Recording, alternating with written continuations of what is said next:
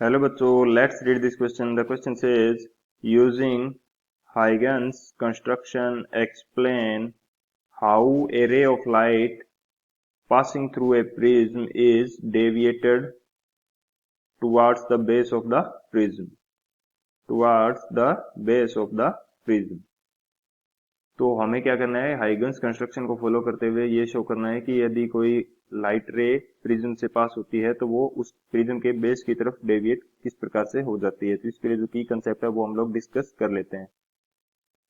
यदि बात करें की कंसेप्ट की, तो की कंसेप्ट हमारे पास क्या होगा, की कंसेप्ट हमारे पास हो जाएगा अकॉर्डिंग टू हाइगन्स जो वेव थ्योरी थी उसके अकॉर्डिंग लाइट की नेचर क्या है, wave nature.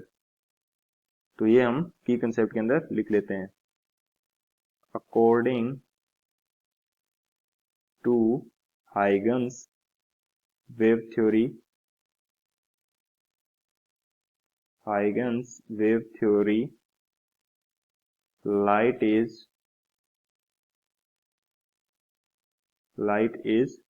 of wave nature.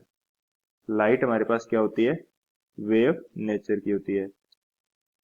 तो यदि कोई वेव है हमारे पास, उसको हम पास करवाते हैं एक प्रिज्म से, तो वो उसके बेस की तरफ किस प्रकार से डेविएट हो जाती है, ये हम डिस्कस करते हैं सॉल्यूशन के अंदर।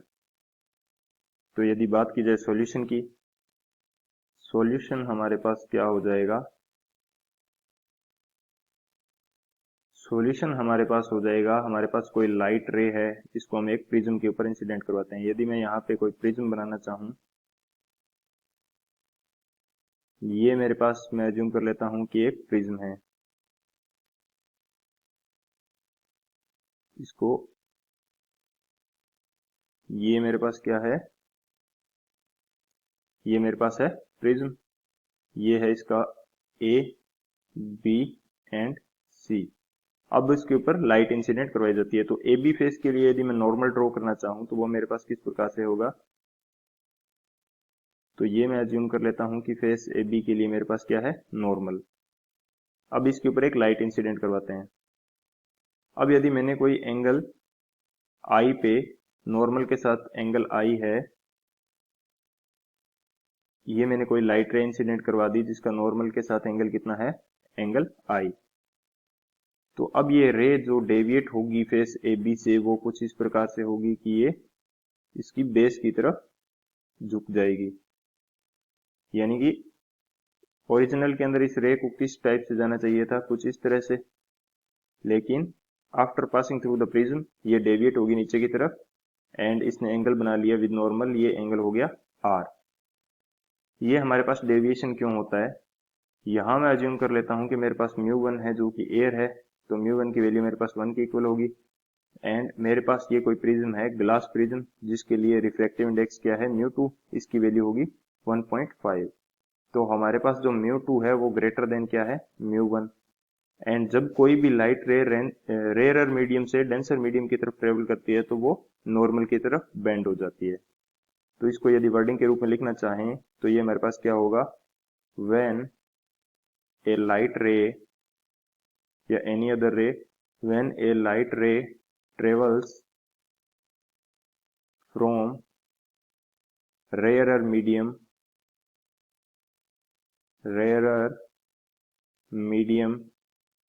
to a denser medium, यानी कि रेयरर मीडियम से किसी डेंसर मीडियम की तरफ यदि कोई लाइट रे ट्रेवल कर रही है, then it will bend towards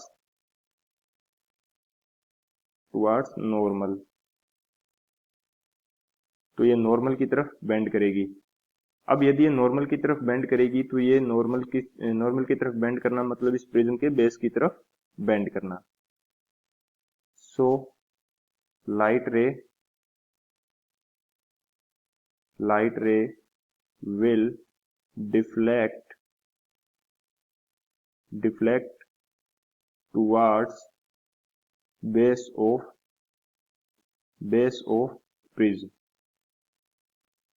of prism, यानी कि प्रिज्म के बेस की तरफ डेविएट कर जाएगी। अब यदि इस प्रिज्म से जो इमर्जिंग रे है उसको भी हम शो करना चाहें तो वो हमारे पास किस प्रकार से होगा। यदि मैं सेकंड फेस एसी के लिए नॉर्मल बनाना चाहूं तो वो मेरे पास कुछ इस टाइप से होगा। ये मेरे पास क्या हो गया, सेकंड फेस एसी के लिए नॉर्मल। तो अब यदि लाइट रे से इमर्ज आउट कर रही है तो यहाँ पे ये मेरा क्या हो जाएगा, एंगल R2 में इसको शो कर देता हूँ। ये मेरे पास एंगल R1 है तो ये मेरे पास एंगल R2 हो गया।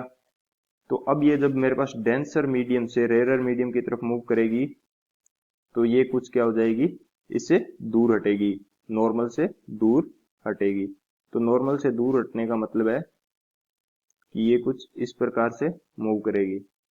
लेकिन ओवरऑल जो लाइट की रे है ये किसकी तरफ बेंड हो चुकी है, ये बेंड हो चुकी है बेस ऑफ द प्रिज्म।